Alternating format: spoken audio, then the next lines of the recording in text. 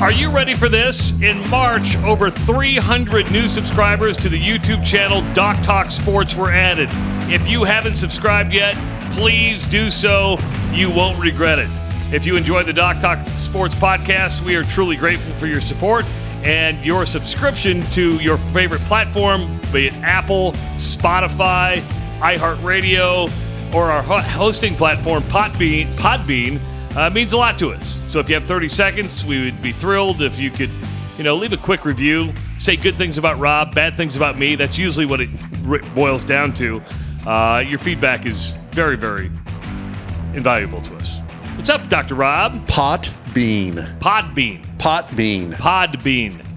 I think we were talking about online gambling companies. Yes. Before we started recording. Yes. And one of the things you had talked about was DraftKings. Yep. And how in a lot of areas, like Iowa, for instance. Yes.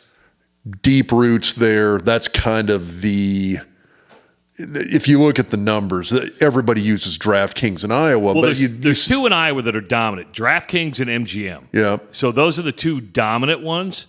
You have a lot of other players, and this would be a good time to thank Betfred, because you might notice that I didn't say presented by Betfred Sports to open up this podcast, because they are no longer our presenting sponsor. So after 2 years, Betfred Sports has stepped away. We do have to thank them. They've been really...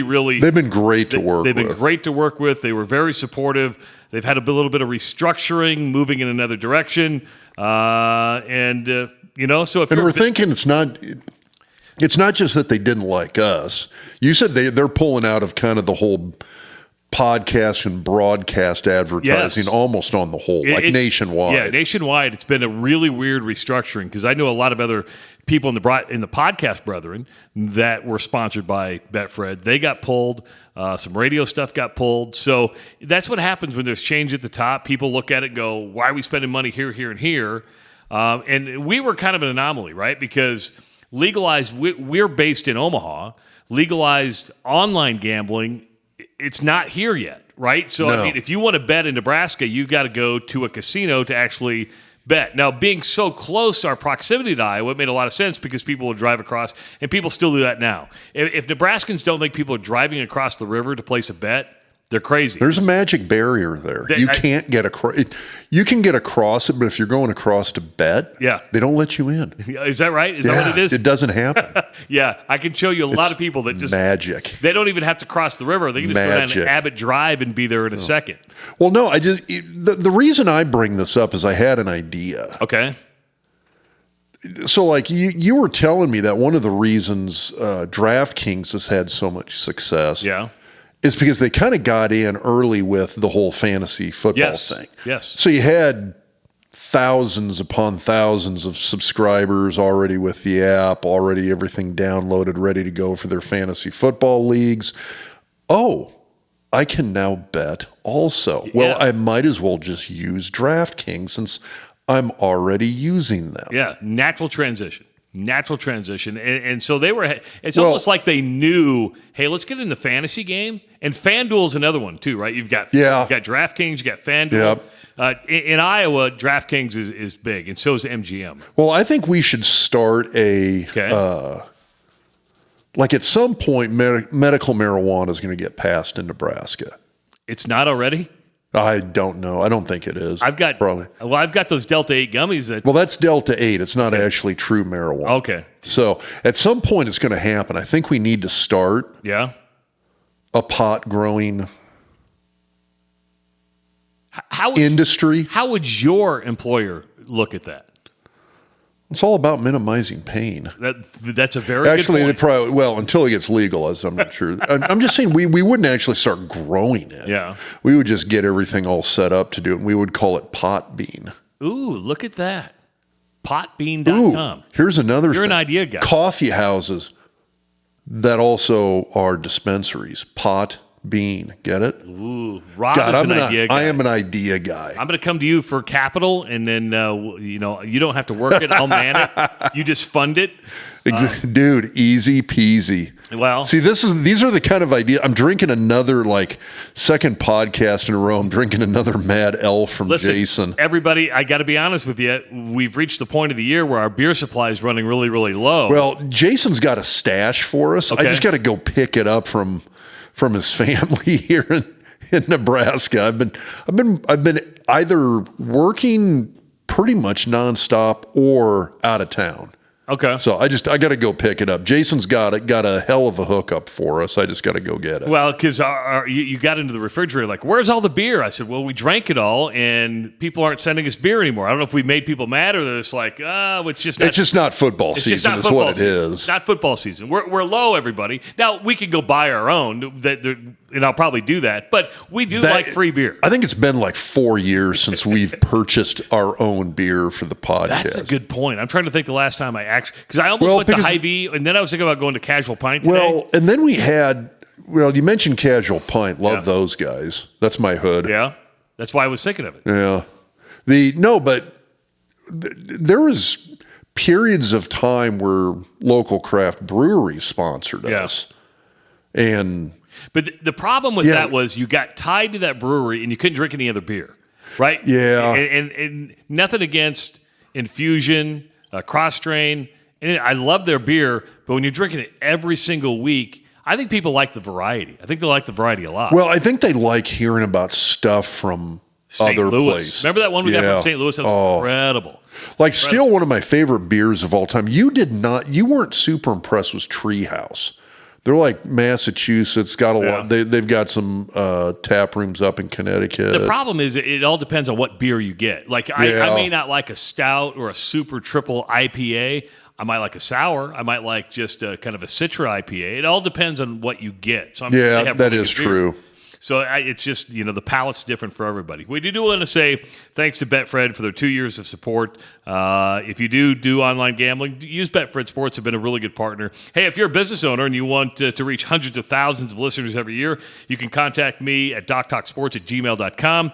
And we can talk. The good news is our supporting sponsors are sticking with us. The Orr Law Group. Connor Orr is our resident NIL expert, and he's a damn fine lawyer. The Orr Law Group is a general practice that can help with corporate, real estate, estate planning, and litigation needs. Connor's going to be in the studio, I think, later this month to discuss the ever-changing world of NIL. It's always fun when he comes in. I mean, he's not going to bare his soul like Tony Veland and Damon Benning, but there are certain topics that I think people need to stay up to date on NIL because it is changing all the time. So contact Connor at 402-408-6488 or email him, Connor@orlawgrp.com. Husker Hounds. I saw Scotty at the Jet Award last week. So I went to Good time. Yeah, the Jet Award was really, really nice. Matt Rule showed up. Tom Osborne was there. Which honestly, that's kind of one of the underrated award shows. I don't know if award shows is the award ceremonies. Here was my problem with it. It was at Baxter Arena in Omaha, and it was on the ice, right? Yeah. And the ice is melted now, but they had tables for 700. Well, they sold GA tickets, and they had people sitting in the stands watching people eat and the program. And at one point, they're like, "Hey, everybody, turn around and wave and look at the overflow." I'm like, "Oh, we're waving at the peasants sitting up there in the rafters." It just felt kind of weird when you sell general admission tickets to watch a program. It's not the most. It's not exactly an uncommon thing. A lot of. Exarb and Ball used to do that, right? They used to come in and watch the King and Queen of Quivira, whatever that is. I'm not going to get on your Exarb because I know you're a big Exarb. Killing me, dude. I know. But Husker Hounds has 2 locations in Omaha. The biggest sale of the year goes through April 13th. Though, if you're listening to this on Sunday, April 13th, you still have time to get to Husker Hounds, both locations. Save up to 75% on items from last fall. And looking for some new stuff, spring apparel is in, including 2024 polos, golf apparel, and Rob's favorite tailgating and barbecue items. And if you want to shop from home, go to huskerhounds.com. And of course, I give Scott. It's one of those. He gives us money. I give it back to him. So, and of course, during the season, Centris Federal Credit Union, Centris is celebrating its 90th year. A huge announcement coming up for Centris, and we can't wait to share it with you. For all your banking needs, go to centrisfcu.org. Rob, got a question for you. I might have an answer. How much are you on your feet at work? Lots. Lots? Do your feet start to hurt after a day? Oh, hell yeah. Okay, I have something from you. Nice. I'm coming bearing gifts. Foot massage? Maybe the next best thing. I have something for you. I got to check this out. How do I say that? G-Defy. Gravity Defier. Yeah, it's short for Gravity Defier. So the Doc Talk Podcast has a shoe deal. Oh, those are mine. These are yours. Sorry. I think these are yours. Oh, and I screwed it up. Oh, I was going to say they looked a little small, dude. Yeah, those are yours. Yeah, you can see a size 14 stands out Yeah, a little bit. Yeah. So these are G-Defy shoes. Look at these. Rob, this is going to be perfect for you while you're at the hospital, okay? Okay, this is like a whole... These are pain relief shoes. It's like... They come with 2 pair of custom orthotics, okay? It aligns your body, so when you're walking around, your body's going to be all aligned. Absorbs harmful shock with patented VeriShock technology. And they're good-looking shoes. Oh, and did you get a pair? I did get a pair here. I'll open up mine as well. Cool. Have you guys worn these? No, I saved it for the unboxing. Nice. We're all doing the unboxing here. Okay, so you haven't even tried these on. I haven't even tried these on. I'm wearing a 10. Owen's wearing a 10.5. You got the big old 14. Normal. Yeah, I know, because you're a large man. Just because I'm not like a geisha with tiny feet or something. These are good-looking shoes. Actually, they are good looking. Yeah, I know. Well, I like them. I'm sure somebody's going to look at me and be like, you guys were in dad shoes, but... You know what? There's nothing wrong with that. These are better looking than dad shoes. Trust me, I wear dad shoes. These aren't dad shoes. So when you're in the hospital, you're going to be wearing these, and you get a report back every week on how your G-Defy shoes are doing, okay? I'm putting them on right now. Oh, you're going to put them on right now? You're going to put your orthotics in? You're going to wait for that? Well, here's the kicker. So there's the insole that's in there. You've got your corrective fit orthotics. Yeah. And I don't know. Oh, so it says if your shoe is loose or you experience heel slippage, place under the removable insole. So they've got so your foot doesn't slip around. Yeah. So these are your size to fit inserts. All right. Owen, which ones did you get? This is going to be kind of interesting. Okay, you know what? Yeah. I'm looking. The same ones already come in the shoe. So you get a spare set of orthotics. Yeah, so when you when my fat ass wears the first set out, I can refresh them. All right. Owen, which one did you get? Mine are gray. I was kind of showing them earlier. They're gray shoes. Okay. Is there a specific kind? I forget the name of what you got. Let me look here. If people go to Mighty Walk. The Mighty Walk. Yeah. All right. So we got a little catalog here. Yeah, we got a little catalog. And if you want to know more about G-Defy shoes, go to gravitydefier.com. That's gravitydefier.com, and we have a special for you. Use the code DOCTALK30. Oh, you've already worked a deal. Oh, yeah. Yeah. Nice. Use the code DOCTALK30 at checkout on orders of $150 or more, and you're going to get a $30 rebate. So if you order 100, and these are good-looking shoes, well-made. I can't wait to start wearing them so I can report back each and every week. Rob's going to be wearing them in surgery. And again, on orders of $150 or more, use the code DOCTALK30 for a $30 discount on your G-Defy shoes. All right, let's bring in this week's guest. He's no stranger to the Doc Talk Podcast from The Athletic. This looks like your third time on the show? At least the third time here in your studio, in your in-house studio. This is great. This is the basement. We just call it the basement, right? It's kind of it gives that creepy undertone, like, hey, Mitch Sherman, you want to come to the basement? That's all I need to hear, and I say yes. I mean, here I'm out. I've been busy all day and coaching baseball tonight, and we're doing the late night version of this, but I can't say no to an invitation to the basement. Well, and we're recording on Wednesday because we usually record on the weekends, but Owen, who runs everything, right? I mean, this podcast really doesn't happen without Owen. He's got a concert in Athens, Ohio on Saturday. So I'm like, well, we can't record on Friday, Saturday, or Sunday, so we better get it done early. By the way, Owen, are you going to say hello to Frank Solich when you're in Athens, Ohio? Yeah, you've told me to give him a little shout out on stage, so maybe so. Frank's in like Idaho, isn't now, or Montana, isn't is he? he? I think he did go to a ranch.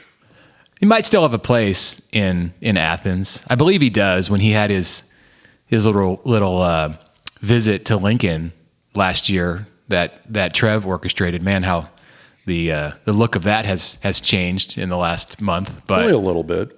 Well, it was really weird. Did you go to the Jet Award last week? No, I did not. So I went to the Jet Award, and they honored, the best team award. They gave it to the volleyball team. They played this video, and they forgot to edit it, and there's a big thing of Trev in there.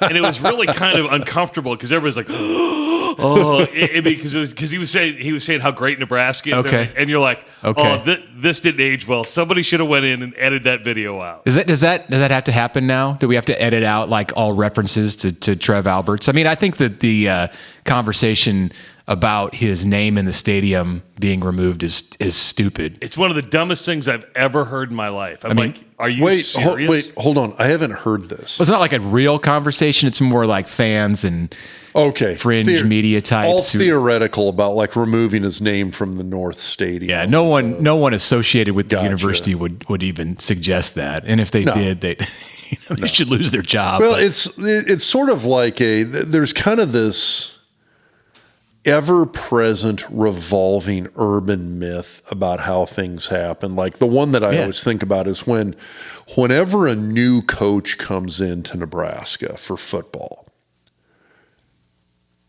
the dogma becomes, hey, whoever the previous coach was really antagonistic to former players and didn't want anybody from the 90s to come back.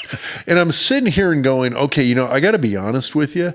Probably the most invites I ever got to show up, to come to team meetings, go to practice. It was the whole Bill Callahan, Steve Peterson era. That's because you're an offensive lineman. Well, that's probably true.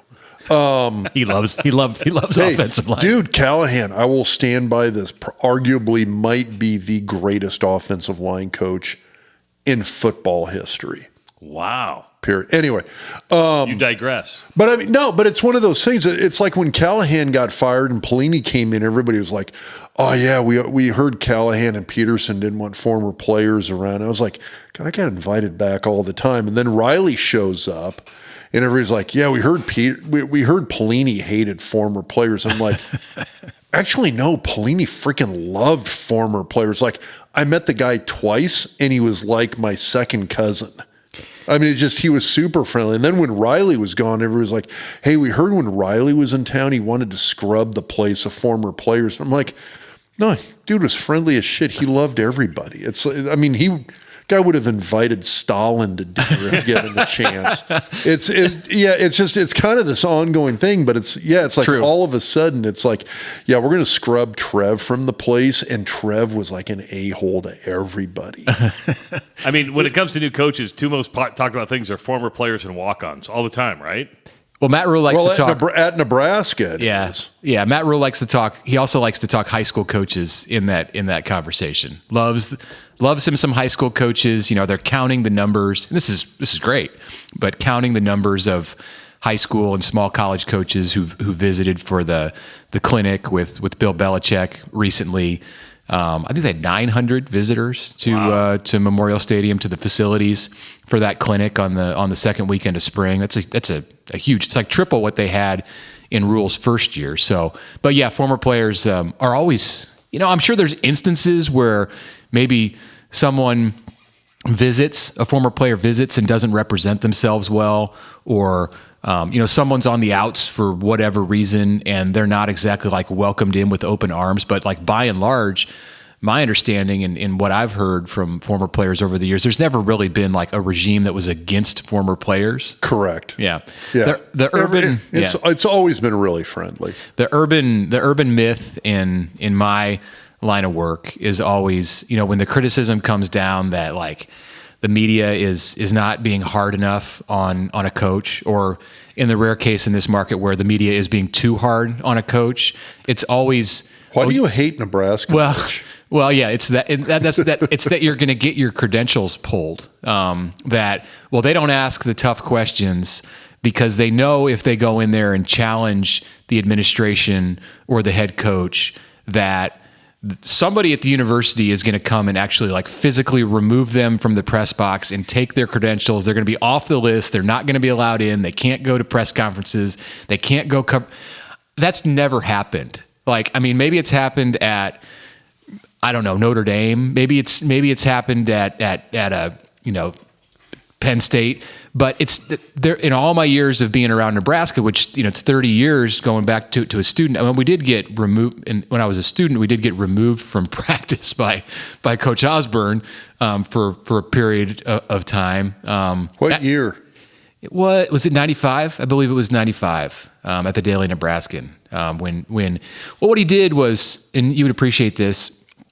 I like how you're like, you would appreciate this. Well, Bob. I mean, you played for the guy, so he found out that he couldn't legally keep the media away from practice. And he was very mad about a cartoon that was published in the paper, and I remember perhaps the tone of the coverage. I was with the Giants at the time, but I remember for sure. And so he actually did every media outlet separately. Like, he would talk to the Omaha World-Herald. He would then talk to the Lincoln Journal-Star. I believe he grouped the TV stations together. Yeah.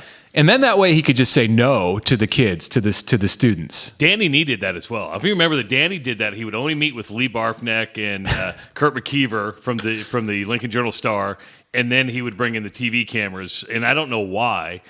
Because I think he liked having candid conversations. Yeah, that was more about like the language that he was using with those with the writers. What the fuck are you talking about? He didn't want that to be on TV.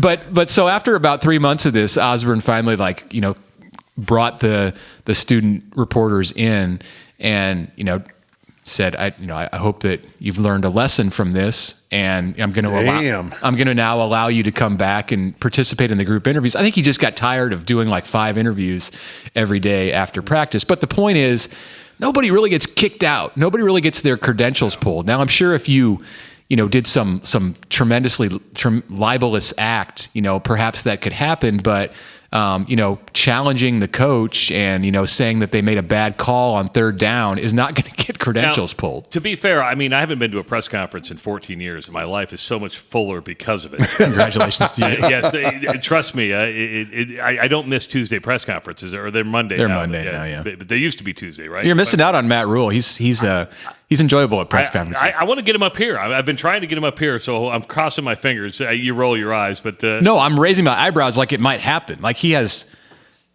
reason. He's nearby often. I'll just say that. I know that. Yeah, down the street. Yes. But it is the only time in I follow the Monday press conference, but I've only seen a coach get mad at a media member once, and that was Bernard Goldberg. I mean, when he asked the question of Tom.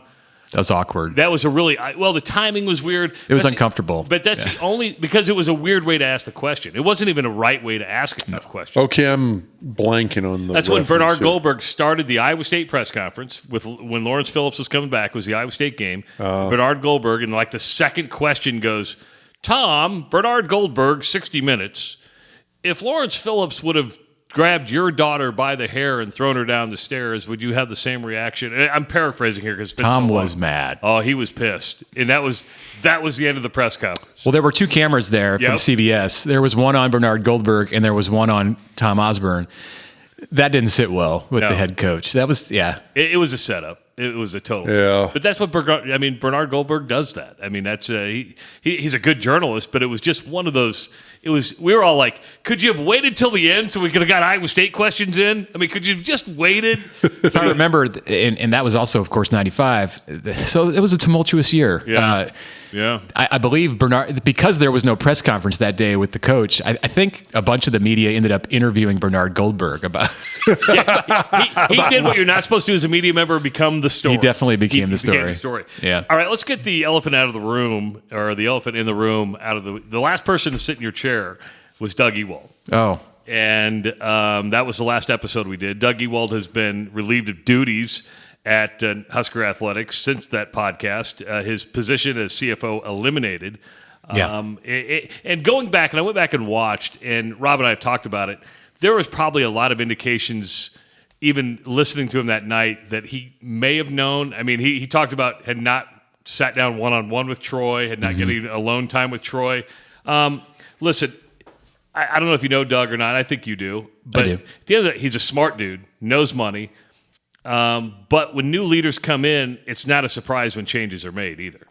Yeah, I think the higher up you are in the administrative ladder, the more in jeopardy your job becomes. If he would have been, or you take the person who's sixth in command in the department, they're under less scrutiny.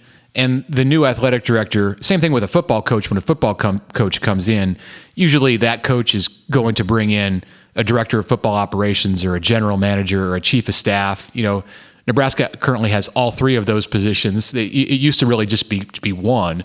It was like the football coach's right-hand man or woman is generally going to be new when there's a regime change. And it's the same thing for an AD, or it's the same thing for probably a chancellor or a university president. It's like when the White House is occupied by a new president, the members of that president's inner circle who are not politically elected, they're all new when that change happens. And I think that's the basics of what we're seeing now with the change at that spot, because Doug was not just the CFO, but he was Trev's confidant. Yes. He was the right-hand man. He was the person who was in a very small circle of trust in knowing what was happening when a coach was being hired or fired. Do you think that played into it, the fact that, his connections with Trev going back to the UNO days? Mm-hmm. I don't. Well, I don't think that played into the decision to get rid of him, no. And you and I talked about this. Which I guess is my question, because, that's the question that I get asked all the time is like, well, he was Trev's guy. No, I don't think that people who came in contact with Trev, or people who were hired by Trev or were seen as Trev's guy, are in any way tainted in the new administration. Now, there have been cases where that might happen. If you have a failed regime, or somebody goes out, a coach or an AD goes out amid scandal, then sure, the university may want to wash their hands, not just of that leader, but also of the people who were close to that person. We know from the reporting that KETV did that Nebraska desperately wanted to keep Trev Alberts up until the moment that he stepped out the door and announced that he was leaving for Texas A&M. So there would be no reason to think that the people who were close to him are in any way, spoiled milk here. So I don't think that it was anything that Doug Ewald did. It's that Troy Dannon wants to have his own person alongside him. Or, as you and I have talked about a little bit in just text exchange, moving finance, and I want to get your opinion of this because I have one, but if you move athletic financial oversight to Varner Hall, that's dangerous. Because you're talking about bureaucracy that is unbelievable. Getting things done will become a lot more difficult. And the truth is, the athletic department is its own business. And we talked about this. It's the brand of the university, man. They've been doing a good job running their own ship. I wouldn't turn that. Yeah, we'll see if that's the way that it's put out by the department. If they're in fact not going to bring in a replacement CFO or a replacement business and finance person, they're still going to have business people, finance people within the athletic department. But yeah, we've been headed down this slope for about a year now. And Ted Carter, the now president at Ohio State, who was the president of the Nebraska system up until January 1st, he orchestrated an arrangement that allowed him to have oversight of the athletic director and hence the athletic department, which then involves the Board of Regents more directly to the athletic director and the athletic department. And I think people feel like anytime that you have politically elected leaders who are making decisions or are closer to people who are making decisions about Nebraska athletics, that's an uncomfortable or unusual situation. We saw the involvement of the governor in the search for a new AD and in the bid to keep the old AD in his chair. So it's undeniable that there's more of a connection between Varner Hall and Memorial Stadium. And when you involve Varner Hall, then you're also involving politics. You're also involving the regents. You're potentially also involving the governor, especially if that governor is a former regent himself and a former football player himself. So this is the direction it's been going. And maybe, yes, this change that Nebraska is making with removing the CFO opens a door for finances and the budget of athletics to be controlled by the president's office. We'll see how that goes. I mean, it is notable that Chris Koborik, who is the interim system president and presumably is going to be replaced very soon by Jeffrey Gold. Jeffrey Gold is still in his trial period, but whatever that means. Yeah, it's he's going to do some town halls and some public appearances here over the next couple of weeks, and then he'll be installed as president. I mean, what do they call it? President in waiting or president in? It was a weird title they gave it. I'm like, just name him president. That's what they do with the priority candidate. Okay, yeah. Priority candidate. It's like the period from November until January every 4 years. President-elect. Yeah, basically that's what it is. Yeah. So Koborik is going to go back to his role, which was CFO, which was the head, the top money guy for the university system. He's shown that in his time as the interim, and he conducted the search to find Troy Dannon, that he has a desire to be involved in athletics, and he has a passion for that. So maybe he'll be the guy. Did you in your wildest dreams think we'd be at this place? I mean, I've known Troy for 33 years, so him and I go way back. But this is just a weird time, right? I mean, everything was moving it just seemed perfect almost with Matt Rule, everything, right. And then all of a sudden, boom, it just blows up. You're like, where in the hell did that come from?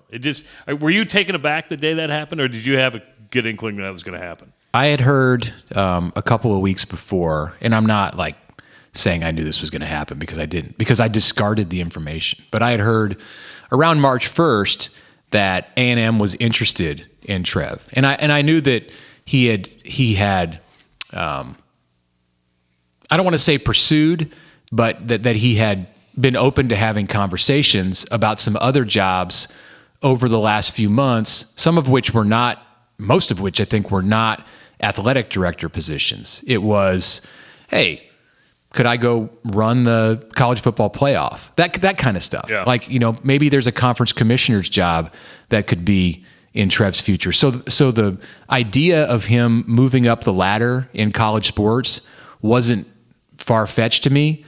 But when I heard that A&M had some interest, I just thought this is just Texas A&M being Texas A&M, thinking we're Texas A&M, we're the big Aggies, we can get whoever we want. They're not going to get Trev Alberts. Trev Alberts is not going to make a lateral move. That's going to be my question. Is this a lateral move? It's a lateral move. Yeah.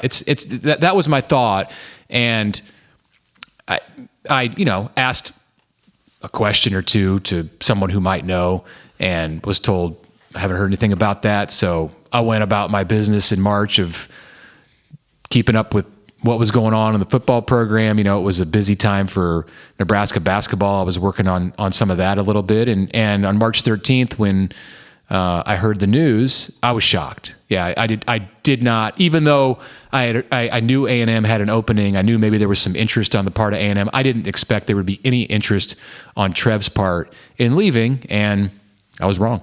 Okay, I understand this is a theoretical question. Why? Like, why would Trev take that position? Leadership matters, Rob. Well, I feel like I should be asking you. I don't know. Have you talked to Trev? I don't know if anybody will ever. I mean, Doug sat here and said he didn't know. Doug says that he has talked to Trev, and he himself still doesn't know. And this is well, I don't know. I had 3 beers in me. I don't know what Doug had, but 0. He didn't drink when he was. He really did. He didn't. No. But I mean, we asked him off air, off camera, off the record. So you're not supposed to give that answer. And the answer is, I don't know. Right. Like I'm giving the answer. Doug was still like, I truly don't know. There's things I wonder about. What do you wonder about? I wonder about the support that he felt for his plan to renovate Memorial Stadium. I wonder about the fact that he had in his mind that the state could help with that, and that perhaps the governor had given signals that he didn't want to help. I wonder about that. Now, I'm not saying that I know that to be the case, but I wonder. Mitch, there's a lot of money lined up. I don't think they needed that much help from the state. There's a lot of money lined up, and I'm just because of my real job. We went after that project. Yeah. There's a lot of money lined up to get that thing paid for. Right, and there's an entire conversation to have about Susan Morris and the money that she's helped lined up, and the fact that Trev. It was a departure from the norm, and you have to depart from the norm when you're trying to raise money for a $450 million project, and you've never done anything bigger than $165 million in the history of your department for one project, and that one's like 2 years behind schedule, and still. I could tell you stories on that too, but we should probably do that off air.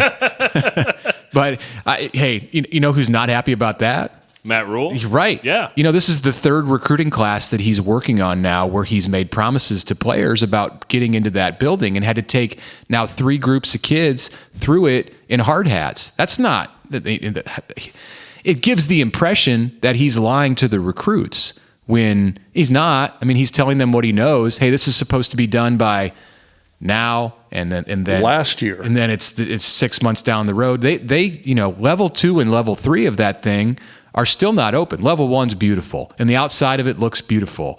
And they may get in here in the next couple weeks to some more areas being open. But the whole thing, you ask them now, if you ask them now, but behind the scenes, hey, when do you think it's all going to be done? They don't even tell you. I mean, it's going to be done soon, but they don't want to sound like liars. They don't want to sound dumb. So they just say, well, when it's open, it's open, and it's a source of frustration. So the point in bringing that up is this next project that Trev wanted to do, and we'll see where it goes. It needs it though. Would you not agree that stadium needs an upgrade? Yeah, it does. I mean, does it need $450 million? Yeah, maybe. Does it need $600 million, which is probably what that project was going to balloon to, or more? Maybe. You can make a case either direction. I think spend the money now before it gets 30% more expensive 5 years down the road. It doesn't get cheaper. Yeah. But anyway, it's a big project, and I think there were probably some complications there. It wasn't going in the exactly down the path that Trev had hoped when they made the big announcement last fall. And I've got to think that on some level that was a source of unhappiness for him. But does that make you leave? Does that make you turn your back on the place that you've spent 30 years? I don't think so. I think there were. I really think that it sounds easy to say, and it sounds like a cop out. Like I don't really know the answer, so I'm just going to say this. But I do think that it was like a snowball effect of things. It was starting with Carter. It was a lot of stuff. Carter leaving, sure. Yeah. Carter leaving, and then the apparent delay in finding a replacement for him. I know that there's plenty of people who will say it took just as long to find Ted Carter as it did to find Jeffrey Gold. There's some processes that are different now than there were when Carter was hired that, in theory, should allow the university system, the regions, to move faster and in a more discreet manner to find a president. It took a while, but I don't think that alone was enough to make Trev want to leave. I don't think the necessarily like delays in construction or fundraising were enough to make him want to leave. But I do think you start to put all those things together, and they all in some way contribute in a little bit, which leads ultimately to what happened in March. Which the crazy part is, and you tell me if I'm smoking crack or not, and maybe I'm just so disconnected, but it seems like all this has taken away attention from what normally spring practice gets loads of coverage. It's out there. It just seems it's been slow to rev up. It's been slow to rev up. Yeah, and it's even more strange because they have the most hyped recruit in the history of the program at the most important position on the field that unequivocally held Nebraska back last year from having a good season, and we're still talking about what happened with Trev Alberts, and we're talking about administration. But you know what? Maybe that's a good thing. What I mean by that, it deflects some of the pressure, right? Because he's going to be talked about a lot anyway. But it kind of takes some of that pressure off of expectation in the spring, doesn't it? I think that the drama in administration and the success, albeit fleeting, that Nebraska basketball had, it still ended in the first round. True. But it was a nuisance. It was not in a bad way, but it diverted attention away from what generally just sucks it all up, and that's Nebraska Mitch Sherman football. says Nebraska basketball is a nuisance. It's a nuisance in that it kept us from focusing on the thing that everybody generally focuses on. Whatever, take me out of context. Sorry, I couldn't help you. I couldn't help it. Sorry. Poor choice of words, but it was a distraction, just as bad. I'm just digging myself more of a hole right now. It's all right. But, That's what people do here. yeah. Come to the basement, they drink either come beer, here, dig a say hole, things. or they bare their souls, and I have them in tears. What was it that you were saying about what this chair does? Did you at least switch the chair out after? No, because we had Damon Benning break down into tears. I saw him the other day, too. I don't know if I'd call it tears. Well, no, I saw him at the Jet Award, and he comes up, gives me a hug, goes, "Your Jedi mind trick shit, man." He goes, "I had no idea what I was walking into." You should have blamed it all on me. What did he get emotional about? Oh, we just A lot of stuff. I Yeah. mean, well, we talked about, recruiting, watching your son go through that recruiting process, coaching your son. Yeah. But I think he opened up in a way. I mean, he opens up a lot on his show, but I think he opened up a little bit more, and he got really emotional, and he's like, I didn't know I was walking into this. And then Tony Veland came in, and that was probably, I like all the interviews we've done. Bruce Chubbuck might be one of my favorites. Oh, yeah. Bruce and he's told the stories before, but I'd never heard Some of that was hard to talk with Bruce. Yeah. That was, if you haven't listened, go back and listen. Have you heard his Montana story? No. It's incredible. Oh, my God. It's That was really nuts. incredible. I mean, his brother had a brain tumor. This is tough enough. I need another beer. You need another beer? All right, so you're going to walk around the camera so you don't walk, in front of the camera? Are you good? I'm good. Yeah, I've got. I'll take one. This reminds me to tell my beer bracket story. Oh, yeah, and we'll get to that. But it was one of those things where when his brother had a brain tumor, and they just his dad needed to get away, so they moved to a single-wide trailer on top of a mountain in Montana, had zero electricity, no out. They had poop and pee outside. It was just a really good story. But so with the lack of attention or lack of ramp up on spring football, how many times have you been down there and is Raiola as good as they say? Well, twice to watch practice, and then 4 or 5 other times for interviews, including once when Raiola and Daniel Kalin and Heinrich Harburg spoke to the media. So they've done about 6 or 7 minutes apiece this spring, and that's going to be all until the spring game on April 27th. And I would imagine then, depending on how they play, we'll hear from 1 or 2, maybe all 3 again. They're going to give them equal reps, I think, unless somebody's running away with it. If somebody throws 3 touchdowns in the first quarter, they may get more opportunities, but. So it's been limited, but credit to Nebraska for making them available at all. Traditionally, true freshmen who haven't played in games are not speaking to the media, and I think that's a that's a farce in today's world with what. If you're getting paid, you should be talking. Well, sure. That's part of it. I believe that with pro athletes for sure. And I think we have to probably start looking at it that way with the college athletes. But I say it's a farce because you think about all of the attention that somebody like Dylan Raiola gets while he's in high school. From the time that he was a sophomore in high school and starting in Texas for a big program, playing for John Kitna, there was all kinds of media around this guy. Even the summer before that, when he had his breakout tour and came to Nebraska and went to Georgia and was offered and threw in front of big crowds of evaluators and media, and then he would get interviewed after, and he was doing interviews on YouTube and various recruiting sites, and he got to be a 5-star, and he handled himself fine. So to think that like he or anyone who's a freshman coming into college would need to be like protected by the program and until they played in a game, which is arbitrary, or until they're 19 years old or 20 years old. Like, no, these kids today are exposed to it. They can handle it in some cases better than the coaches can. The 40 and 50-year-old coaches. You saw Adrian Martinez, who's not very far removed from playing at Nebraska. He was better at dealing with the media than his head coach from the time that he was a freshman. And that's not. I'm not dogging Frost. Adrian's that good. Like, he could probably, get a job at ESPN tomorrow if that was the path that he wanted to pursue.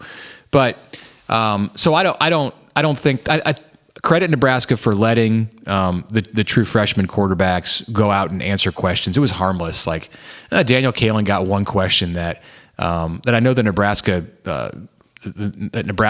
as a program was proud of him for the way he handled it, but he got one question about, hey, what's it like to come in here and live in the shadow of Dylan Raiola? Essentially, fair question though, right? Which is, I think there's probably a way to phrase it in that setting. If I call it a fair question. I guess I knew where they were coming It's a from. realistic question. I'll agree with you. Probably a different way to phrase it, but I understand the premise of it. And Danny had no problem with it. Danny's been. It's just like Dylan, and Danny's been talking to people like me and others in the media since he was a freshman in high school. He's leading one of the most watched high school programs in the state. He's got other Power 5 prospects around him. He's going out to camps in Florida or wherever and getting offers and welcoming people to come in and put him on camera and talk to him. Like, there's no reason to shut these guys off just because they get to college. Like, and then they go on social media and they're basically, they're more natural in front of the camera than they are whatever, going and ordering food at a restaurant. So as far as like what Nebraska's allowed us to see, it's been pretty measured. There was a throwing session or a live session this week where we saw all three quarterbacks run one series, and they were in full pads. They were not tackling, but it was otherwise live. And Kaelin won it. Kaelin led the best drive of the three. They all were fine. Nobody looked terrible. Dylan made some nice throws, but Kaelin, threw two beautiful balls. One to Ja'Cory Barney, who's another true freshman playmaker at wide receiver from Miami, and then he threw one to Isaiah Nair on a deep fade in the end zone, and it was a nice throw. It was like, hey, I'd like to see that on a Saturday someday at Memorial Stadium. It's been a while, and Nair's the transfer from Texas, so he's a talented guy, and they have some talented new wide receivers, but. And Dylan was fine too. He just didn't lead a touchdown drive. I think the thing that stands out about him is it looks so natural, him throwing the football. And I'm not a professional evaluator, but I can still see the way the ball comes out of his hand. He doesn't. It's not there's not a lot of effort there. There doesn't appear to be a lot of effort there for him to make a 50, 60-yard throw. It's a very catchable ball, has a nice loft to it. You can just tell. You watch Heinrich Haarberg last year, and it was kind of a hard ball to catch. And his completion percentage is threw it symbolic too. of that. Yeah, and Dylan he throws it like an NFL quarterback. You bring up Harburg, and Rob was on this a lot last year, and he was serviceable for what they did. Do you think they would ever? And Rob, you were a proponent of this. Do you ever think they would move him to like tight end or a different position to get him on the field just for his athleticism? Yeah, but that's dependent on what these freshmen do, and it's dependent on whether they decide to go into the portal after spring practice. The portal is going to open on Tuesday next week, and my understanding is it's going to be crazier here in the month of April than it was even in December, as far as the surprise. And I'm not talking about Nebraska, but nationally, it's going to be crazier than it was in the winter with the number of people who were going in. Surprises like big names who could go in the portal. And Nebraska has several decisions to make, and some of that's going to depend on who from Nebraska leaves to go in the portal. But perhaps the biggest decision is, do you need to add some depth or add something to that quarterback position? And because I don't see, obviously the freshmen are not leaving. I don't think Heinrich Harburg is leaving. He's here. No. He's a Nebraska kid. Dad played at Nebraska. He loves the school. He's not going anywhere, at least not this year. And so if they go after somebody and Nebraska decides, hey, we really could use 4 scholarship quarterbacks, then that opens a door for Harburg to really find a way to contribute in some kind of a alternative role, whether it's he still trains some at quarterback, still goes to some quarterback meetings, so he stays fresh and in his knowledge of that position in case Nebraska runs into a bunch of injuries and needs him to play the spot. But at the same time, he trains as like a tight end H-back. They're not hard up for players at those positions in the same way that maybe Nebraska was last year. There are players who redshirted. There are players who are coming in, like Carter Nelson from Ainsworth, who's a top talent at tight end. He's more than a tight end. I mean, he's a wide receiver, tight end. Guy's a freak. Yeah, whatever you want to do. I say that in a good sense. Yeah, no, it sounds bad when I say that. He is. He's athletically a freak. Yeah. If Thomas Fedoni is now, I think the injury concerns are gone with him. I saw him make a play in the open period of practice the other day that reminded me of the stuff that he did at Lewis Central. I mean, just he's also a freak athletically in a different way than Nelson. Not as fluid and just smooth as Carter, but he's freakish. So I don't know that they necessarily need Heinrich to do some of the stuff that he might be suited to do if he doesn't play quarterback, but you're never going to turn down an athlete like that and say, let's find a way to get the ball in his hands and he can help the team. He's a good runner. Yeah. I showed that. I've kind of changed my tune a little bit on Heinrich.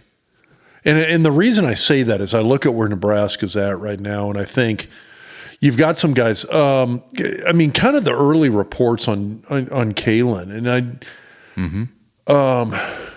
I watched Kalen a lot in high school. I wasn't really sold on him. Now you saw him against Westside generally, right? Well, yes, more than a few times against Westside. Yeah, I saw him against Gretna. And you know what? I was watching those games as well too, and God, he had some great outings against Gretna. It wasn't necessarily on the winning side, but from a productivity standpoint, it was there. And one of the greatest games in Nebraska high school football history was the game his junior year and Zane Flores' senior year. Yeah, the two of them went after it twice that year. Mm-hmm. Regular season and then again in the playoffs. It was amazing performances. And I'm one of those guys where, God, we were talking about this. I don't know if off air is the right word, but off air we were talking about Caitlin Clark. Yeah. Does winning titles, does winning factor into this? And one of the things that I always looked at Flores, Cole Payton, you looked at some of these other great high school quarterbacks, the championship thing I always played in for me. And when I looked at Kalen, and some of it's who you've got around you and what you've got, what do you have to work with? And it's not, and I say that and it sounds, I think he needed more defense at Bellevue West than he had, but yeah. I'm not sure I was completely sold on him coming out of high school. The little bit that I've watched of him in spring football down in Lincoln, like I'm kind of changing my tune. I mean, all of a sudden I'm looking at him going like, okay, this is a different guy now that he's a pseudo freshman at Nebraska going through spring practice with other college guys around him. He looks way different to me now than he did over the last 3 seasons of high school football. I thought that he had a long way to go when he first took over at Bellevue West. And I mean, he was a sophomore. Right. And there was a year where he was kind of alternating. And then he kind of took it over. And was that the 2020 season with McLaughlin? Was it McLaughlin, the quarterback? Johansson. Yeah. Okay. Morningside guy now. Is that right? Well, that's where he went, although I think he actually got injured up there. Anyway, I'm digressing here, but it would have been 21, his sophomore year. 2021. Yeah. Okay. Yeah, that would have been. So, but I mean, yeah, you're trying to alternate though. That's kind of a tough thing to do. I mean, I think as a quarterback, I understand the whole like 2 quarterback system things, but I mean, it's not like one guy's a run guy and one guy's a pass guy. I mean, he was trying to do a 2 quarterback thing in a passing system. Yeah, I think Huffman just wanted to see if one would separate himself. And I think well, I don't know. I don't remember exactly how it went that year. I don't think either separated, and so he went with the senior. Right. I thought then that I wondered at that time in watching Kalen, and this is unfair to him, but I wondered if he was just kind of a workout warrior at that time. I knew that, you put him in 7-on-7 guy. Yeah, you put him in a combine setting, and this is how these guys earn scholarships when they're young.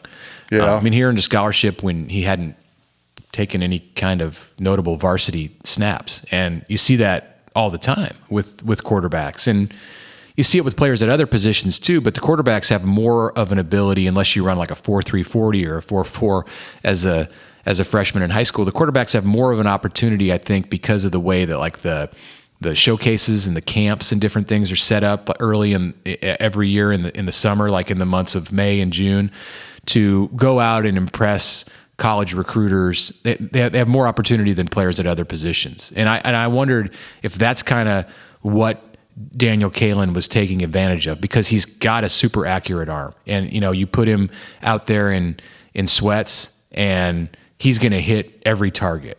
And then I saw him play in pads and it didn't look the same, but that was just his sophomore year. Then I watched him his junior year, which was the year he had those 2 duels against Flores and Gretna. And I remember coming out of that first one that Bellevue West lost in ultra dramatic fashion, and thinking, wow, he's really come a long way. There were times where he rolled out of the pocket, and I didn't think prior to that he was ever going to be a real mobile guy, but he at least showed an ability to throw on the run and evade a pass rush. And as a senior, he was dealing with some stuff as a senior, in that there was some issues around that team where the receivers that were in his class, the 2 guys who were going to Nebraska, weren't as dependable as they had some injuries or other reasons why they weren't playing. A lot of talent, young talent too, at receiver, but I think it was just kind of a disjointed year for Bellevue West in Danny's senior year. But I still, in the times that I watched him, both of those last 2 years, one thing that I noticed is that he improved throughout his high school career and continued to kind of add levels to his game. So the fact that he's gone to Nebraska and he's only been there 3 months, but he's been through, kind of an intense period of time, as far as what they do in the offseason to get these guys physically ready, and now going out and actually practicing in a college environment, it's not really a surprise to me that he's upped his game and that he looks like a different guy, because I think he was on that trajectory from the time that he was, at the end of his sophomore year of high school. Okay, I'm a cynic by nature. What? I know. Can you believe that? I'm a cynic by nature. Trav's an asshole, Mitch. I'm just letting you know. If you haven't figured that out yet. In a real world, because you said he had the best drive in the practice you watched, but in any real world scenario, do you see Dylan Raiola not starting at quarterback this fall? Not if he's healthy. That's whether, and that doesn't mean if he's the best either, right? Well, no, it does. I think he will be the best. Okay. I think if they the talent and potential's there that you've seen thus far. In Dylan, yeah, for sure. You know, I talked to Mike Minner this week. I trust Mike Minner. What's Mike doing? Well, he was the head coach. He's not at Campbell now. He stepped down as the head coach at Campbell in December. He wants to get into the FBS. He wants to get into a Power 5 program. And he's gone and looked at North Carolina. He came and spent some time at Nebraska here in spring practice.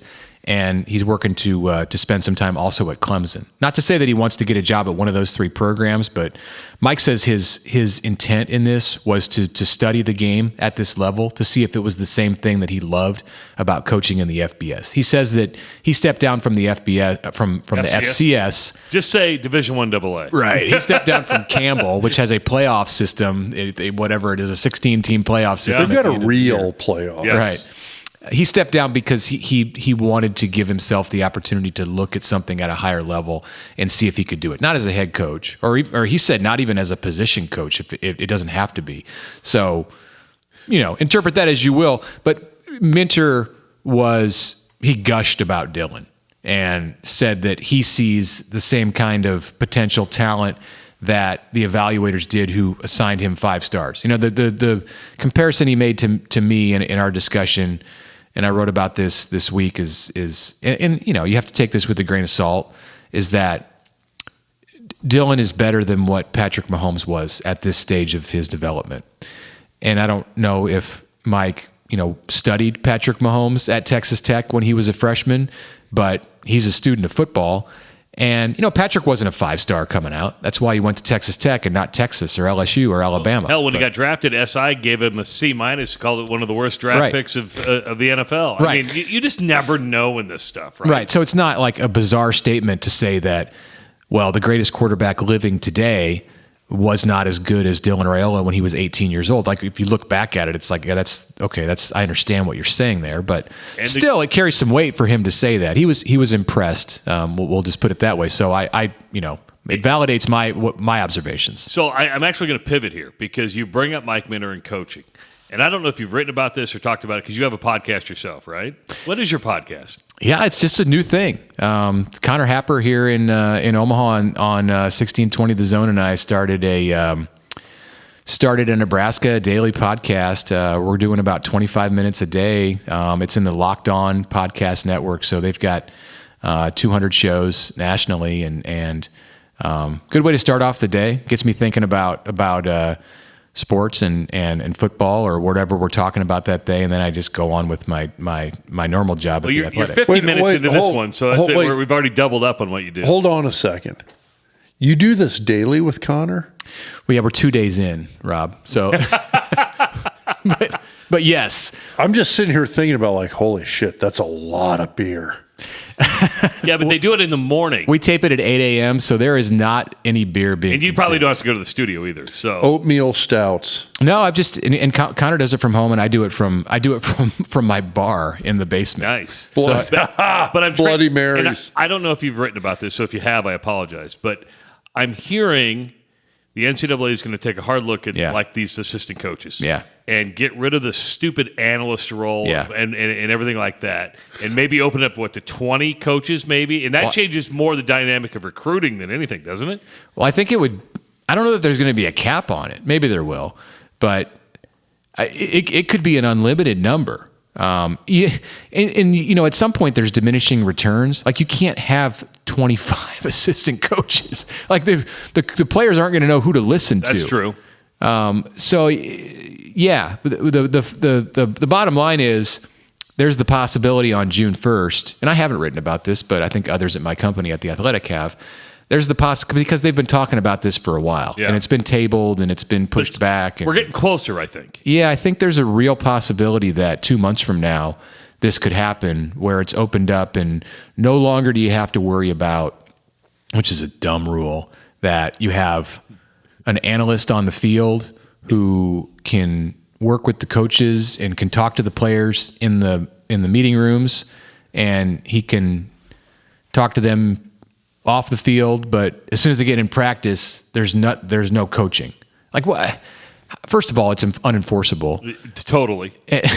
And it's silly. Like they're out there. You can if you're a rival program, you can call somebody out on that, and that may have happened. And their analyst is going to get fired, but so it could happen, and maybe that's part of the reason why Mike is interested in getting in at a bigger program now, because he knows there's going to be, or he suspects there are going to be ample opportunities. Of open positions. Do you think they don't cap the number of coaches, but cap who can recruit? I don't think you're going to be able to send 50 guys on the road to recruit. It's expensive. Yeah, and the recruiting thing may still be what it is now, where you're what, at 10? Yeah. You can have a head coach and 9 assistants out on the road at any given time, and then there's of course restrictions on the head coach and how many times the head coach can see a prospect in a given cycle. But I don't think that's going to go unlimited. But the stuff on the field saying, all right, you're a GA. Well, GAs can coach, but you're an analyst, or you're quality control, or you work in recruiting operations. So you guys need to back away from this drill a little bit. You're not allowed to go in there and blow a whistle. That's silly. The more we talk about you, the more you realize how stupid the NCAA is on certain things. Right? You just sit there and go, it's nice of you to say certain things. Yeah, well, yeah. I mean, they don't get it all wrong, but they get a lot of it wrong. But it's little things like this, like an analyst can't coach. Well, how are you really going to enforce that? In basketball, football, it doesn't matter, right? You're like, it makes zero sense. Of course they're coaching out there. I mean, who's going to turn them in? If they were to, it would exist as a... Yeah, well, we self-reported. Yeah. Yeah. If the NC2A would exist as a structural entity in the sense of, okay, we'll run the basketball championship for you, or put us in charge of the football playoff, we'll run it for you. They're great at that. Other than you got to take away the governance. Yeah. Okay. I mean, although, the thing that drives me nuts is it's like the whole deal where you hold the championship at such and such arena and you've got to remove every piece of branding? Yeah, all branding has to be gone except NC2A branding. Anyway, I get it. Rob, at the basketball tour, the Dasani water coolers have to be placed at a certain... I mean, I've gone through the book that I've seen from Creighton, and it's just like the Dasani water bottles have to be at a certain place. The Powerade thing has to be at a certain... It's crazy the stuff they go through, but... No, it just gets to be a little disgusting because, you're just... In the end of it, you're talking about greed, yes, on the part of the NCAA. By the way, it's greed all around, right? If you don't think the college football playoff and these guys are greedy, they're greedy. That's why they're not going to give football to the NCAA, right? There's greed there, and I don't. What do you think of the? And Rob and I have talked about this for 5-6 years. Eventually it's all going to go to like a super conference. It gained a little more traction this last week. Unless the SEC and Big Ten. They're not taking a pay cut for it. So, but do you see a super conference? Yeah, and it was a great piece of reporting that my coworkers did. Stuart Mandel and Andrew Marchand from the Athletic. They got the story there about the Super League, the College Football Super League, which is being proposed by some powers in the sport. They're having a hard time getting meetings with the SEC and the Big Ten, but they're talking to a lot of other people, and they're putting these detailed proposals out, and they went public with it, and it's 70 teams plus 10 and the 10 will be fluid. So you'd have 70 teams that were permanent members of the Super League, and that's essentially what is now the Power 5. Right? It's like the soccer model. The bottom 10 is relegation. Yeah. So you might have 10 teams out of the Sun Belt / Mountain West, the group of 5 conferences. Yeah. And they get a spot there based on their performance over whatever, a number of years or 1 year, and they have to earn the right to be able to stay in the 71 through 80 slots in this 80-team Super League, and or maybe it was 61 through 70. There were 60 permanent teams and whatever. It's either 70 or 80. And there's a whole bunch of permanent. Yeah. There's a small number of temporary. Basically, Nebraska and all of the teams in the Big 10, SEC, Big 12 would be permanent members, and then you'd have 10 at the back end that were kind of cycling through. And one thing that I found interesting was that instead of having the Big Ten at 18 teams or 24 teams, whatever it ultimately expands to, it would be broken down into divisions. It'd be one conference, the Super League, and you'd be broken down into these 7 10-team divisions. Well, who do you think Nebraska's going to end up with in those 7 10-team divisions? It's going to be like the old Big 8. Yeah. Like Nebraska's going to be playing at Kansas State. Kind of like a regionalized. Yeah, for sure. Which makes more sense Which makes a athletically. ton of sense. Yeah, you're not going to see Penn State and USC and Maryland on Nebraska's division schedule. Which I got to be honest with you, would be kind of fun though. So you would get kind of the best of both worlds in that you would have this giant conference, so you could continue to pool the resources and make money, more money than they could ever imagine. But you'd have divisions within that conference that were kind of like the old days of college football. You'd have some regionalization, but you probably have, But you'd have a few teams that you'd be playing outside of that. But sure. Wouldn't you agree that this ain't happening unless the SEC and Big Ten says it's okay to happen? Yeah, it's not happening unless Fox and ESPN say it's okay. It's okay to happen, which is the same thing as Big Ten and SEC. Ten, SEC. They're not taking a pay cut. At this point now, the major power players in this are the conferences. Yeah. And when I say the conferences, networks. You mean the TV networks? It's the conferences as much as they can negotiate with the TV network. Yeah. Right now, there aren't enough people on board to make this happen. And the TV networks have too rich of deals with the leagues that go for the next, it goes into the 2030, 2031 range. Yeah, 2031, I think. And then... But we're talking about the ACC with a 2035 deal. They're going to be blown. That's going to get blown up in a year. Do you think they lose the court on that? Yeah, I think they're already starting to.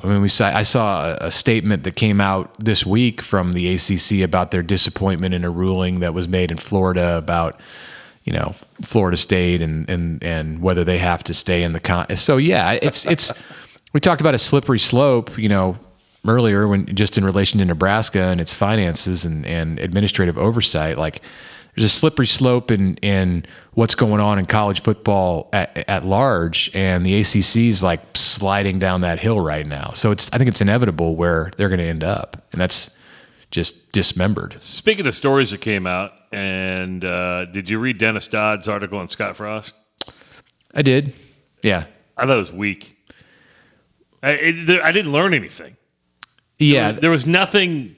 There was nothing of substance in that article whatsoever. It was like the Kim Mulkey quote unquote hit piece where you went and read it and you're like, and then it just okay, ended we already abruptly. knew all it was this a weird stuff, ending. so. I don't mean to rip on your brethren, but it's like I'm like, that's really, you gave it a big headline for that, and that's all that was. It was a puff piece. It was so puff. It was delivered on a platter, probably by an agent, with an interview that was arranged. And you know what that means? Scott's going to get hired as a head coach here in the next 2 months. In the next 2 months? What's open? Yeah. Where? How many beers have you had? Something's going to open up. April, dude. Something's going to open up. I'm just saying. He'll be a head coach again. I believe that. I was waiting for the quotes because it did say in the story that it was, I believe, a 70-minute interview, and then there were just a couple of comments from Frost himself in the piece. So that was the weird thing. Yeah. And then it just ended. Did you notice that? It was just like, I'm like, oh, do I got to sign up for something? There's more here. Where's part two? Is it a series? Yeah, I'm like, what the hell? I'm like, that was just, it was crap. And then a lot of people talking about it, like, well, nothing was said. There wasn't anything said, and there was the part in there about how he wasn't going to talk about Nebraska, which, okay.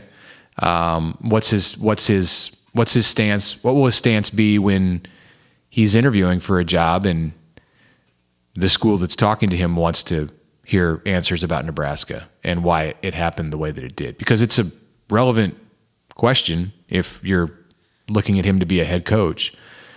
There's probably not a lot more to say about the article. Have you talked to him? Have you tried to go down to Phoenix and sit in a coffee shop like Dennis Dodd did with him? No.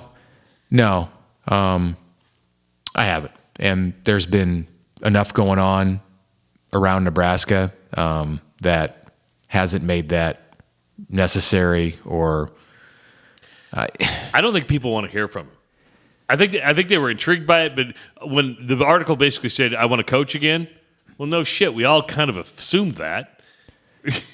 Right? I don't think there's anything out there that he could say in terms of, I love Nebraska and here's why and here's what happened. What he could say is, I fucked up. I really handled everything poorly. I made some bad decisions. He's not going to do that. That's not really his personality. No, I mean, I'm not sure there's anything he could say that would be groundbreaking.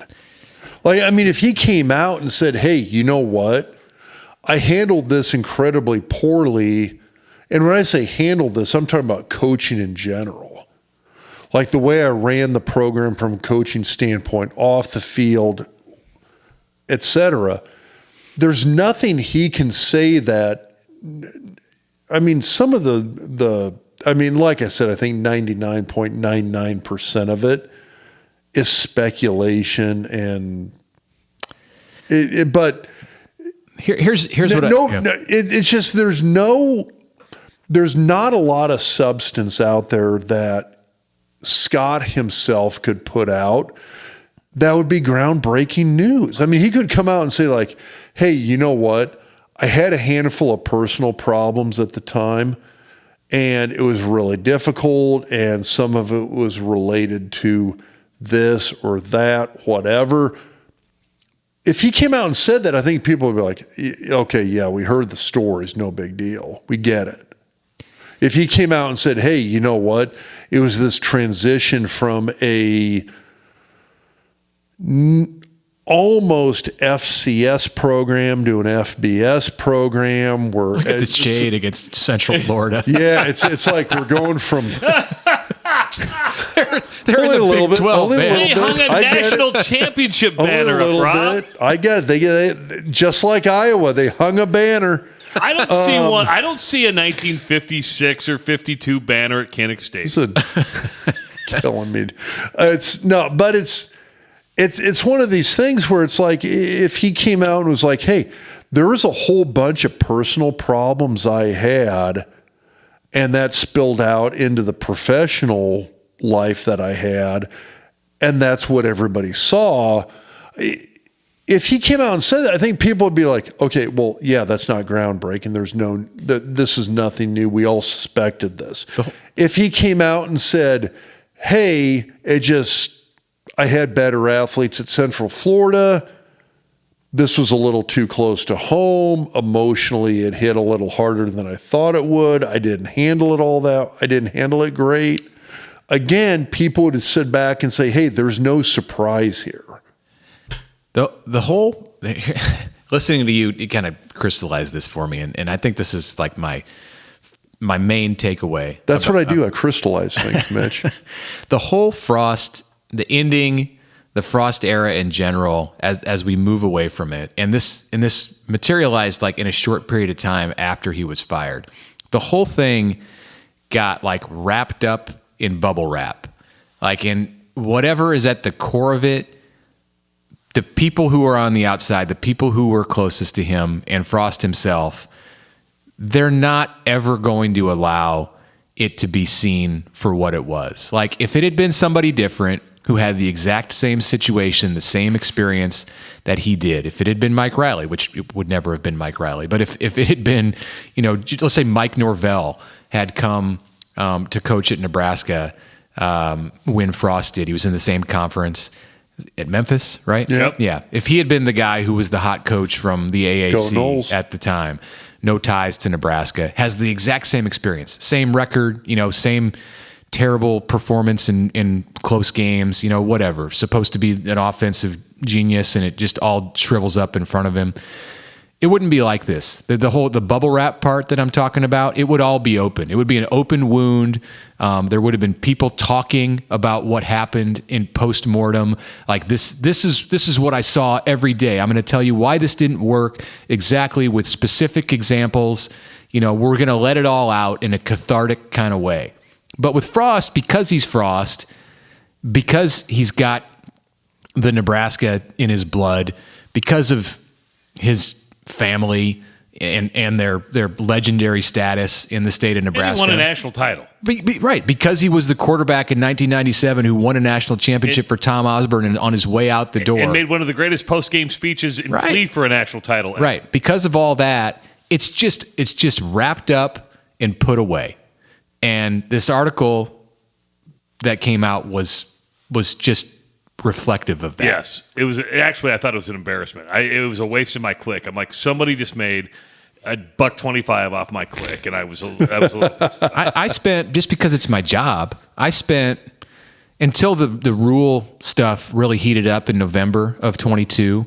I spent a good chunk of that season in 22 after Frost was fired, and even before he was fired, because we could see where it was headed, talking to people, and people talked.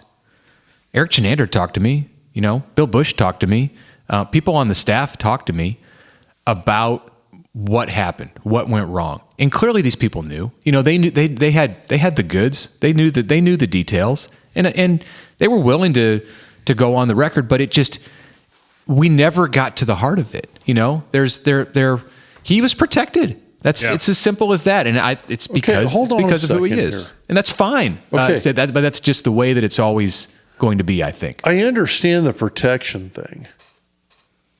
You talk to enough people here.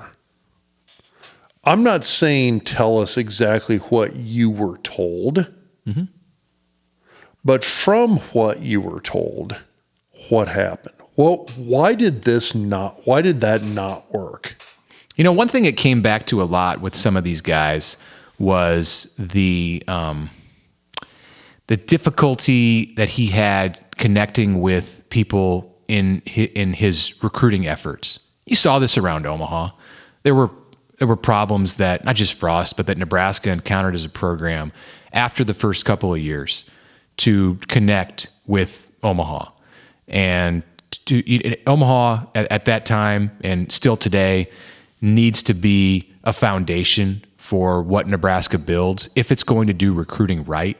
It's hard. It's one thing for Georgia as a program to just say, hey, we're not having a lot of success at home in Atlanta, but you know what? We're going to go to LA and we're going to go to Houston. We're going to go to Dallas. We're going to go to Miami, and we're going to build a great roster. And it's going to be the best roster in the country. Nebraska can't really do that. Nebraska has to build it from home and go out. That's really the only way that it can be viable and I think even respected by recruits. It's like that 400-mile rule, or the radius, right? I mean, I've seen where your best efforts are like in that 400. I really think if you want to get the kids from Kansas City, if you want to get the kids from Minneapolis, Denver, go to Chicago, Dallas, like you need to start at home, and those other guys need to be able to see that the players who live close to home want to come and play at this program. And those guys need to be on campus when the regional and national recruits come in so they can help sell the program. That's somewhat unique to Nebraska. That doesn't exist at Texas. It doesn't exist at Georgia. It's not needed at those programs. And there were failures in that area for the Frost regime to do the job that they needed to do at home. And whatever the reasons were. But I heard that a lot. I heard about just the difficulties that he had in connecting in that way. And it radiates out from there. There was inattentiveness to detail. There was mismanagement with some of his time. As you mentioned, there were personal issues. His father died, and that had an impact for sure on Frost. There was a disruption at a key time when they needed to be gaining momentum for the program related to COVID. But hey, everybody went through that. So, the reason that there was never a postmortem, like the end all be all postmortem story that was written, is because it wasn't nailed down, because the people who were close to him weren't willing to go all in telling the story as they saw it. And that's totally their choice, and it's fine. All right, before we let you go, because you've given us an hour and 9 minutes of your time. And it feels like it's been 15 minutes. Well, that's what most people say when they're in here. They're like, this flew right on by. I got a question just really, because with my connection to Iowa, and I host a radio show in Des Moines every day, I watched a lot of reporters covering Caitlin Clark, and this isn't a Caitlin Clark question, but it got me thinking because I watched a lot of the reporting and the defending of her. Yeah. Have you ever professionally got so emotionally involved with the story to where you laugh, but you know what I'm saying, where you go, maybe I'm just too close to this where I'm not seeing, because I thought there was a lot of people who weren't seeing things clearly, maybe where you over defend somebody or you make the case for them. So what you're saying is you hate Caitlin Clark. No. I think she's really freaking good. But I got me thinking about, for all the stories, because TV guys are a little bit different. We don't live in it every single day, and I'm not a TV guy anymore. But you're producing your own stuff. You're going to high school games. You don't live a beat. Have you ever gotten just so emotionally attached to a story where, like, man, I'm too close to this that it's clouded my judgment? I think if that ever happens, you have to be upfront about it, and you almost have to remove yourself as an objective voice from it and say, hey, this is something that I have an emotional connection to. I can honestly say, what's the one time this did happen in the past for you? Well, it doesn't ever happen at Nebraska. Which surprises me, just because when you're a graduate, I mean, I think it's natural, right? I mean, by the way, it's not anything negative because we're all human. I mean, it happens to every single one of us. No, I don't think if it ever has happened at Nebraska, it hasn't been with football. And I think the reason it hasn't happened with football is because it's changed so much. No, it's just like from the time that I set foot on campus as a student, I was. What year was that? 93. Okay. I was around it, not in the way that like you were around it or that people who worked for the program were around it, but I was around it enough and kind of lived on the edges enough that I feel like I just had a pretty good understanding of what it was. And there's a lot of good there, but it also just kind of made me jaded to the point where, it does that. Yeah. Everybody thinks that I hate Nebraska. I was jaded just covering. You see so much stuff behind the scenes. I don't hate the program, but you just become like, whatever. No, I enjoy covering a winner, and those years that I was in college were the most enjoyable and fun years I ever had around the program. Probably because I was in college more so than that they were winning, but they it was all one. So since that, because that was like my base. I mean, there's stories that I've gotten emotionally attached to. There's players that I've written about in depth where you end up really rooting for that person. Like Omar Manning a few years ago. Remember him? I mean, never did anything on the field. Always thought he was going to be the greatest wide receiver ever. Yeah, I don't know why that one just popped into my head, but I remember him just like one day at a media event, like a media availability, just like spilling his guts about his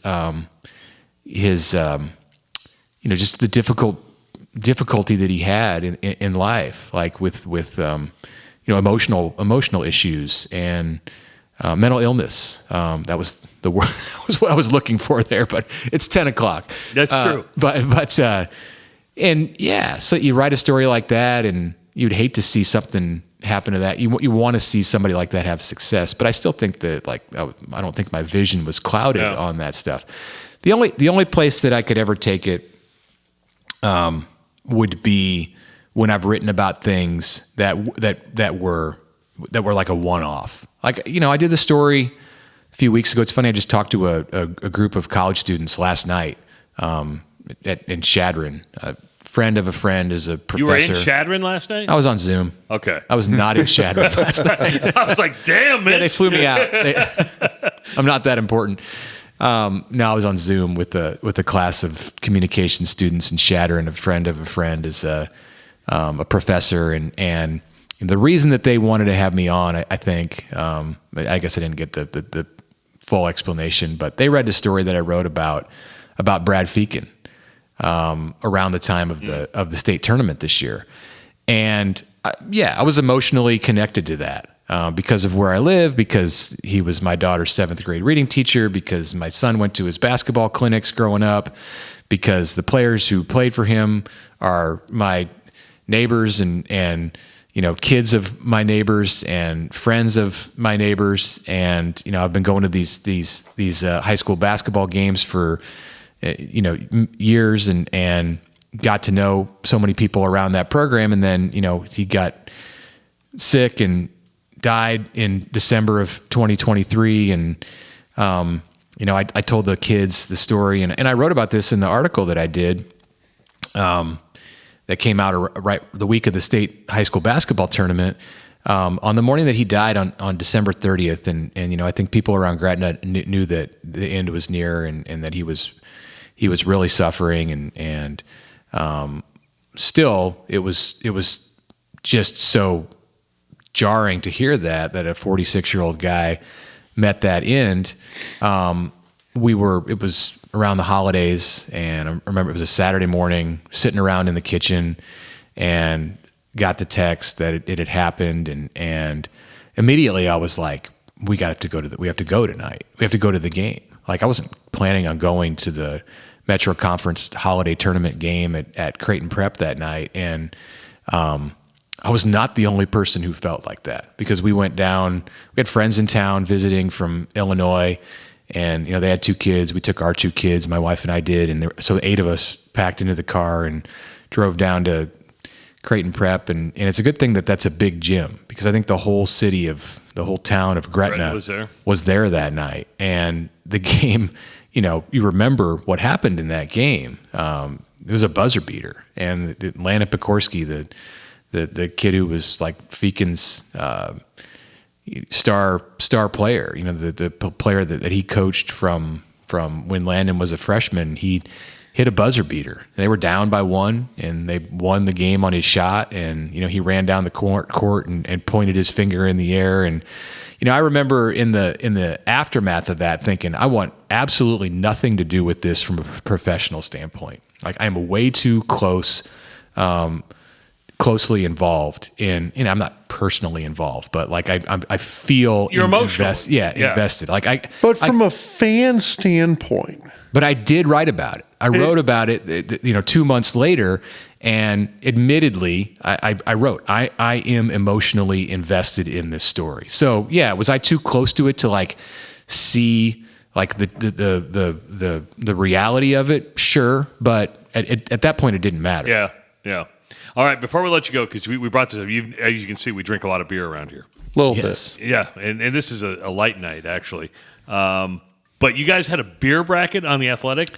Yeah, we've been doing this for a few years. And how have I missed this? Yeah, of you of all people. This is like saying, I love pork. Have you had bacon before? No. What the hell? I don't know if maybe you need to check a box in your personalization feed and get more college basketball in there. Because I give money to The Athletic. Yeah.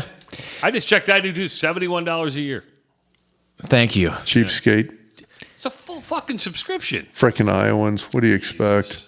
So for several years, The Athletic has been doing a beer bracket where each of the 68 teams that made the big dance had a beer that was representative of that school. And our writers would pick one from each town from the town that each school played in.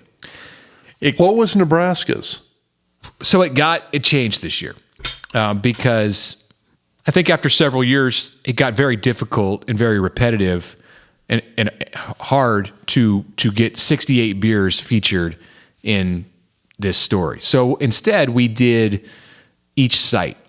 And what are there? 8 sites in the first and second round. Yeah. So we selected a brewery from each one of the sites. And then the Sweet 16 and sites 2 and the Final 4. And I did the Omaha site, and I went to Cross Drain Brewery down near the arena. And the instructions from my bosses were to let the management of the brewery select the beer that they wanted profiled. They go Fairy Nectar? They picked the Fairy Nectar. And I wrote a story about the Fairy Nectar. So that was great. At the beginning, before we went on the air tonight, Rob and I were talking about heavy brewing in Gretna. And it made me think, man, that would be great to feature heavy brewing in the beer bracket someday.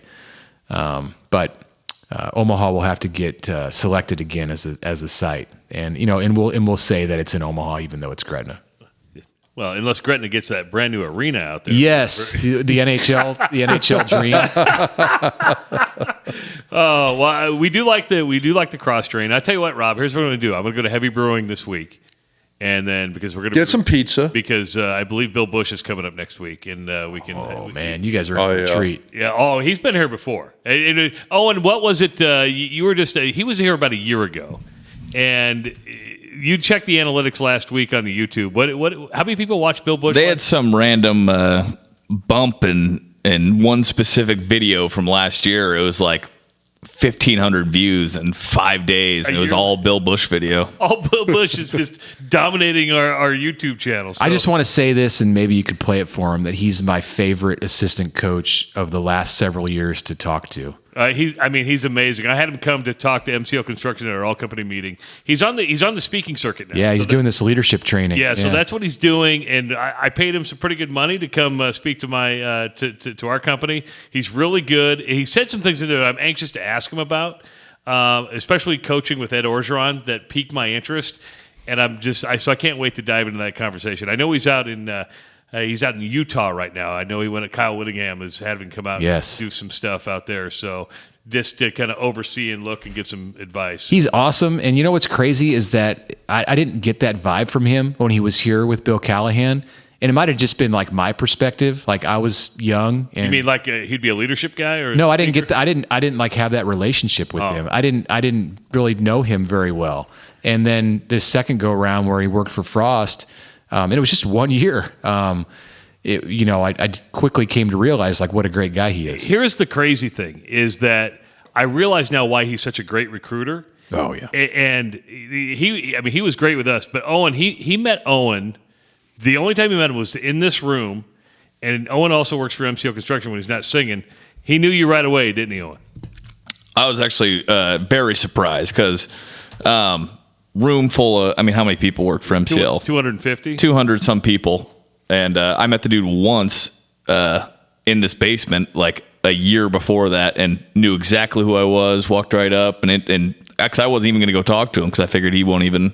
And he came up to me and I was like, my God, I can't believe you remembered that. So that's crazy. I'm so glad that he got that 1 year back at Nebraska, even though it was a rocky year. But he ran the defense. It was 2 years, but the year before he wasn't full time on staff. And happy for him and for his wife Laura, who I met and in Bill's year at Nebraska too, and just that they've have stayed here and are doing as well as they are. So it's great to see.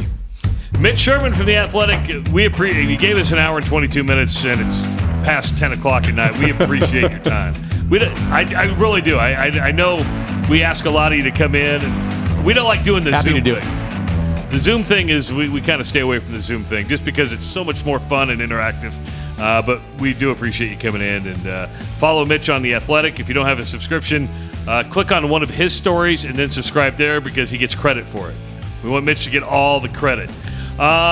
Big thanks to the Orr Law Group. Go to 402-408-6488. Talk to Connor Orr for all your legal needs. Husker Hounds has got a big sale going on through the weekend, up to 75% off all of last fall's gear. So get to both locations of Husker Hounds. Tell Scotty Strunk hi for us. And you heard us earlier in the show. We have a shoe deal. Dr. Rob and I have a shoe deal. We're going to check these out, see how it goes at work this week. If you want a pair of G-Defy shoes, go to gravitydefier.com. When you check out, use the code DocTalk30, and you get $30 off orders of $150 or more at checkout. For Dr. Rob Zadisker, for Mitch Sherman, for Owen Justice, I'm Travis Justice. We'll talk to you next week on the Doc Talk Podcast. Later.